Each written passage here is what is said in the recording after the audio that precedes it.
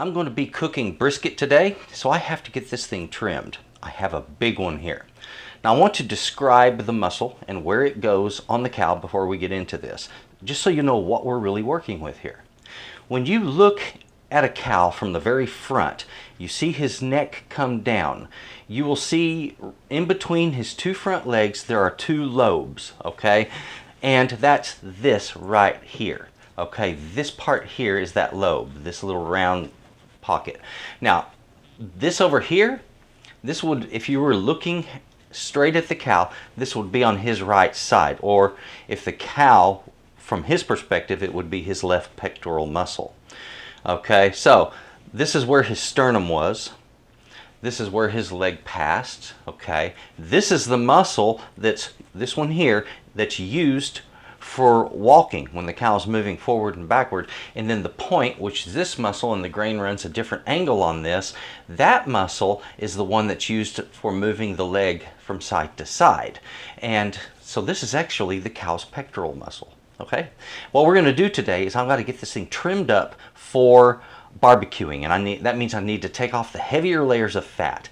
Now, for some of you that are about to have a fit, you can only render so much of the fat through the meat. It also depends on how much fat's in the meat, and I bought a choice cut, so it's got plenty in there. But some of this is not going to all render out. I'm going to save it, and I'm going to use it. I'm going to render it in a different way, so I have rendered tallow at the house, and it's an expensive fat to buy normally. If you do your own, it's cheaper. What I want to do is trim out the excess so that there's still fat enough to render through the meat and do good, but at the same time we're going to get smoke penetration. This side we get great smoke penetration because look at that, all that open meat, the smoke gets in there and we get that deep red band. But the fat side almost never gets it unless it's trimmed. So let's do that. We're going to flip this over. This one's a big one, as I said. This one's actually a 16-pound pectoral muscle, 16-pound brisket. Right here is a thick band of fat right along here, and it tapers down kind of thinner in this area, and it kind of turns into a softer form of fat. Okay, this is good stuff to have in your meat, okay, but we don't have to have all of it. We can't render all of it, and a bunch of it isn't going to do us any good. So I'm going to take it out. There's a big flap right here, and then there's two pockets of this fat that run in between the two pieces of meat, in between that flat and the point. The point's right up here. Okay, so we'll get at this. Right here is this thickest part. I'm just going to go right at it and take a huge chunk right out of that. Now, have your knife good and sharp. A chef's knife is quite good for this. See how we're getting in there? I'm really taking off some serious material.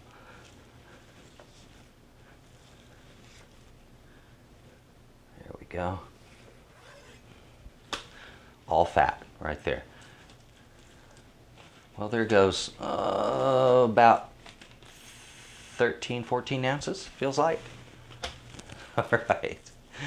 So I'm just going to keep at this. We'll keep taking that out and making it thinner. And I want there to be fat on this side. Truly, I really do. And I need that fat because that fat becomes part of the flavor of the whole dish when it's finished. Doing a brisket like this, a brisket of this size when you're smoking it, these things on the average take anywhere from 10 to 12 hours, not unusual. And then sometimes there's still some finish up work in the oven, and that's what I'm going to give this one. This one's going to get about 8, maybe 10 hours of smoking, and then I'll transfer it to the oven and I'll finish it off by braising it. And I'll put a little liquid down in the pan. We're going to braise that sucker off. Now, never turn your knife and cut this way or saw this way because it could slip loose, come back on you. This is called the suicide cut. You don't want to do that for that reason. So we're going to turn the meat around to make this safer. There we go.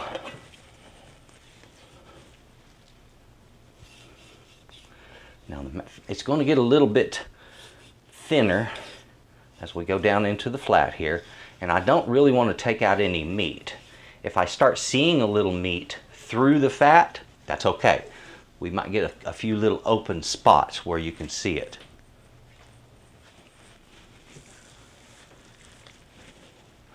don't worry about what that fat looks like now. You might say, oh, it's uneven looking. Look at that. Oh, don't worry about that. It's not going to matter, because after this is cooked, that's not going to be seen at all. There, see, a little spot of red meat right there. And that kind of tells me where my thickness level is, and that's not going to hurt anything. I'm seeing a little bit here. All right, so we're there. That's where I want that.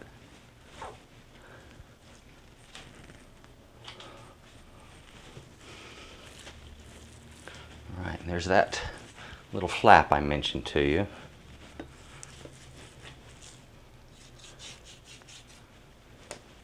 Doctor told me that was a skin tag. I said, no, doctor, the little flap right there. That was terrible. Don't listen to me. This is the reason I'm not a comedian, okay? This is the reason that I should stick to cooking, and I do, all right?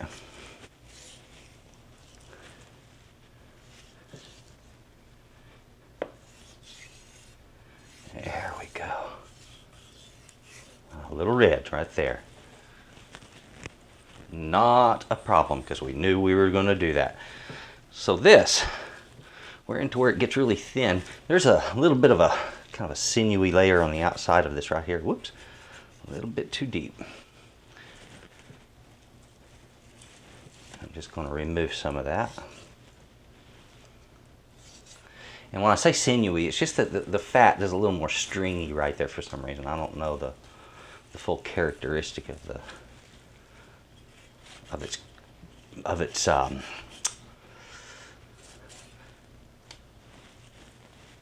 I don't know the whole biology of it. I'll just say that. Actually, I'm not going to go any more because that's nice. Okay, now we're going to get into those pockets that I mentioned before. We got some nice deep pockets of fat that run in between those two cuts.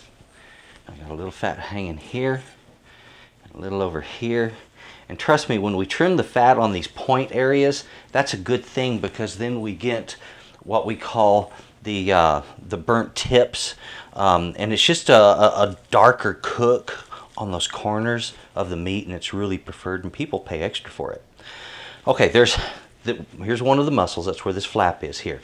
So this grain, as you can see, is running this direction, like this. The grain underneath it is running a different direction at a right angle, and it's more like this, okay? So right here is a deep pocket of fat. I'm just going to take my knife and go straight into it, like that. What I'm going to do here is I'm just going to cut a wedge out of this thing.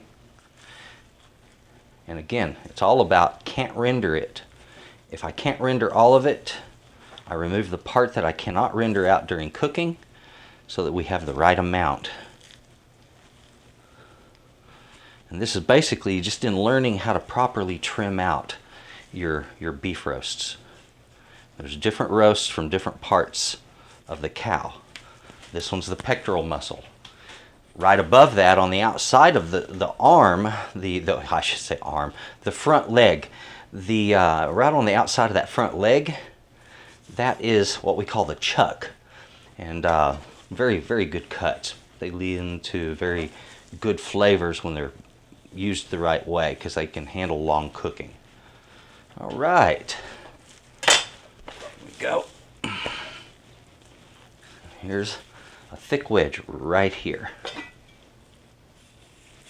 And the thing of it is you will feel that fat. It'll have a totally different texture to it, all right? It's going to feel hard or firm, you could say. Now, right in there, again, that wedge.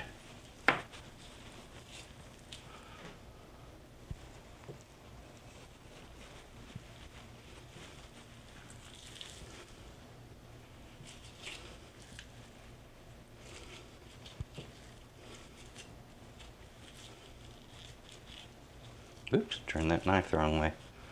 Got to avoid that, especially when it's just not necessary. Now, isn't that quite interesting how I took that big wedge out? There's a little tiny bit of red. Nothing I'm going to lose sleep over. All right, this is looking good. And you can see this right here is where that fat between the two muscles comes through the other side right here, and it just keeps burrowing all the way through there. Don't worry about that. That's the fat you want in between them, and that's good. All right. So, looks like my edge right here could use just a little bit more on the smoothing up.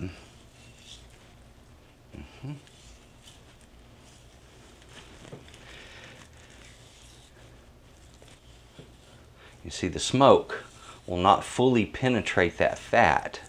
Now, if you're one of those folks that loves eating fat, you would hate me right now. You'd be looking at me thinking, oh my God, he has just ruined it for me. But nah, it's not. If you're interested in the meat, this is a good thing to do. There we go. Get off of there. All right.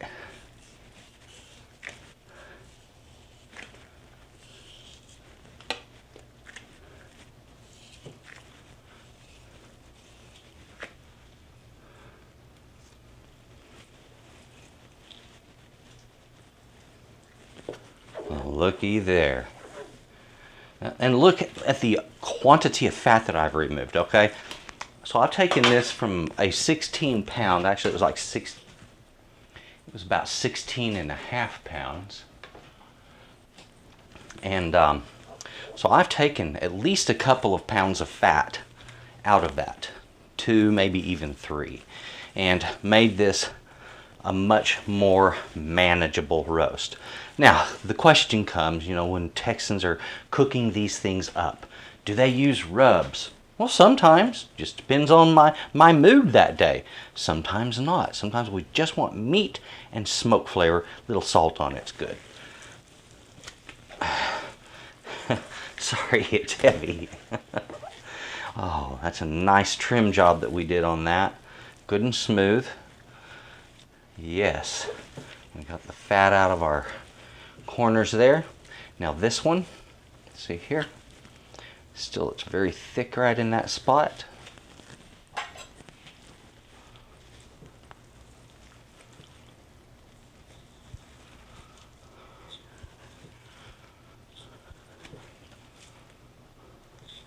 There. Okay. And I'll do that, as you saw, until I'll reach meat.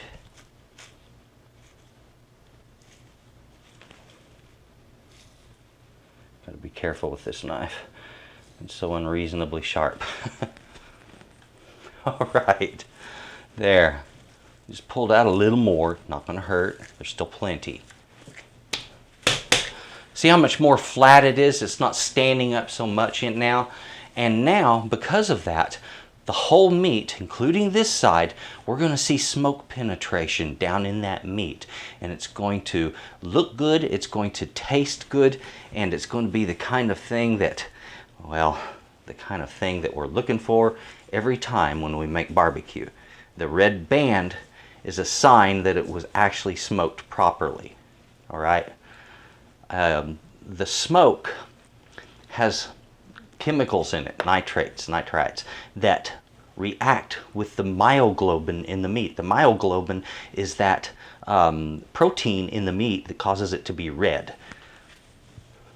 When the smoke hits it, it preserves that red color. And depending on how cool the temperature of the smoker was and how long the smoke had time to penetrate the meat will depend on how deep that red band gets. A real deep red band means it was cooked at a low temperature for a much longer period of time. That's how we do it. Okay? That's how you trim your brisket.